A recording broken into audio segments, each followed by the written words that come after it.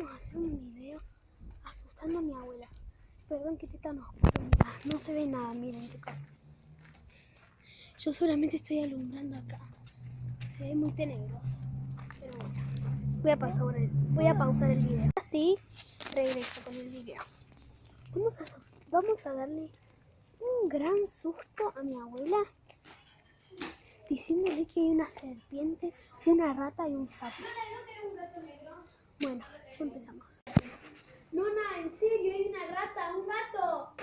El gato le está comiendo a la rata.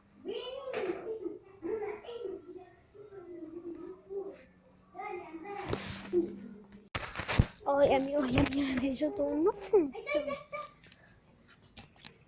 No, sí se la creyó. ¡Ay, ahí! ¿A dónde? ¿A dónde? ¿A dónde? ¡Oh, qué grande que es! ¡Me va a picar! con algo!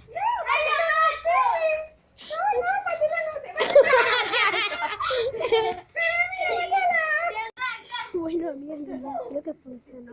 Ahora lo voy a hacer. Era mentira, abuela, era mentira.